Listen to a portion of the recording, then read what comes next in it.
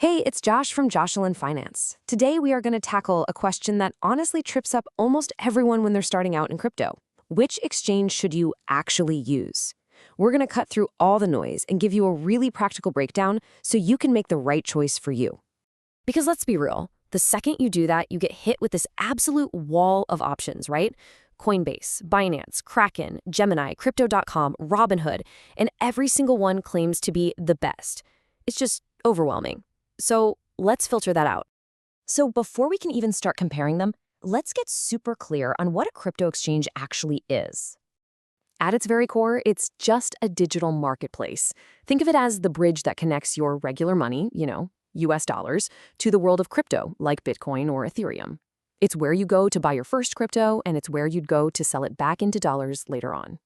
A really great way to think about it is like this. If cryptocurrencies were groceries, the exchange is simply the supermarket. It's the place you go to buy the goods, but it isn't the goods themselves.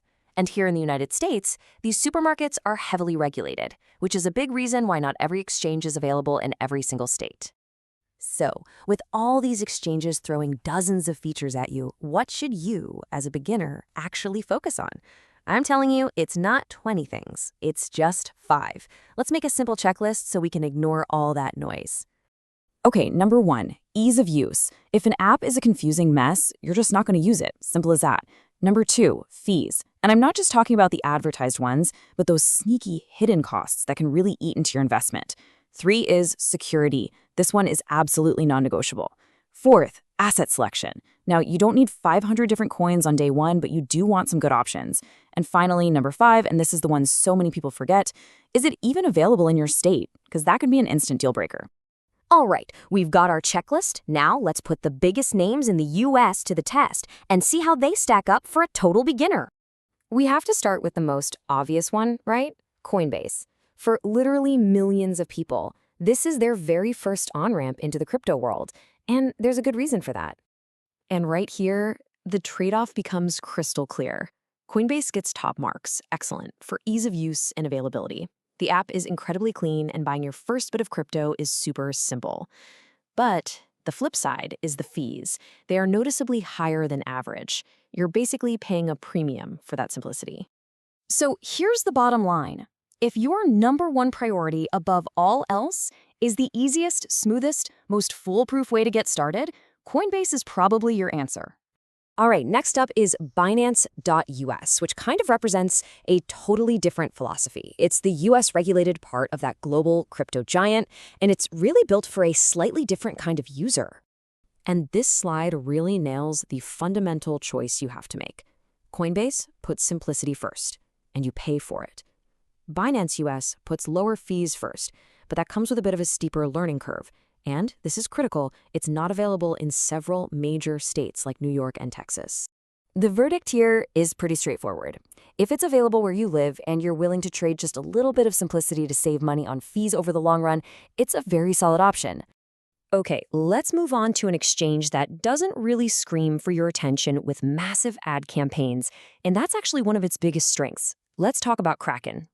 Kraken's entire reputation is basically built on security.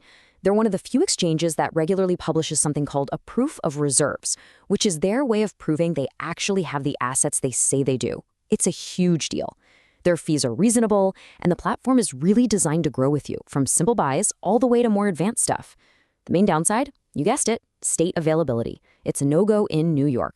So if you're the kind of person who really values security above everything else, and you see yourself wanting to learn more about crypto over time, Kraken is an absolutely excellent choice. All right, time for a quick-fire round on the others.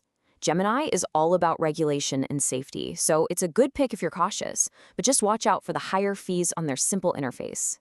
Crypto.com? It's built for the person who lives on their phone, but man, it can be overwhelming with all the features. And Robinhood?